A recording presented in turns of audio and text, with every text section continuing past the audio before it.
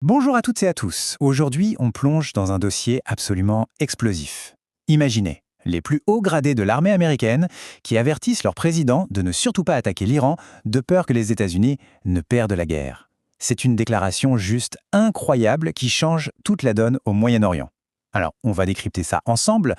C'est la question que tout le monde se pose. Comment la plus grande puissance militaire du monde peut-elle hésiter face à Téhéran? C'est ce mystère qu'on va tenter de percer en se basant sur des infos qui viennent, semble-t-il, tout droit du Pentagone. Alors voilà le programme pour bien tout comprendre. On commence avec cet avertissement choc, ensuite on verra pourquoi les militaires doutent, qui sont ces fameux généraux, et bien sûr la réaction Trump. On parlera aussi d'un problème de morale assez surprenant, et on finira par la question à 1 million, alors guerre ou pas guerre? On ne parle pas de rumeurs qui circulent sur Internet. Non, il s'agirait d'un avertissement donné en privé au sommet de l'État. Rien que l'idée que les USA pourraient perdre une guerre contre l'Iran, c'est une véritable bombe, politiquement et militairement. Et voilà la phrase qui aurait été prononcée. Laissez-la résonner un instant. Imaginez le silence dont le bureau ovale après ça. Nous serons embarrassés et surtout, les États-Unis vont perdre la guerre. C'est un message d'une gravité sans précédent, surtout quand ça vient des hommes qui commandent la plus puissante armée du monde. Ok, mais alors pourquoi dire une chose pareille?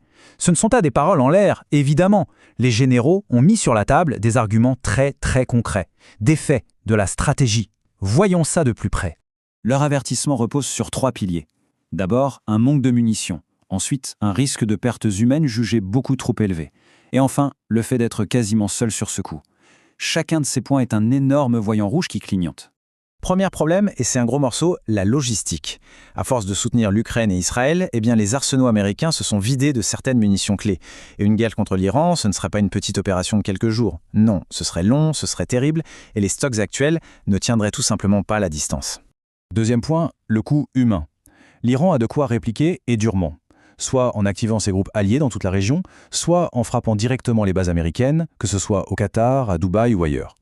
Le risque de voir de nombreux soldats américains rentrer dans des cercueils est considéré comme très élevé.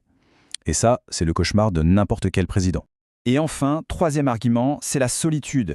Les alliés des États-Unis dans le Golfe ne sont pas du tout chauds pour une attaque. Et pourquoi? C'est simple. Ils savent très bien que la guerre se passerait sur leur sol, chez eux. Et de cette pagaille, ils n'en veulent absolument pas. D'accord, mais qui sont ces hommes qui osent tenir tête à leur commandant en chef? Pour vraiment mesurer l'impact de ce message, il faut savoir qui l'a porté.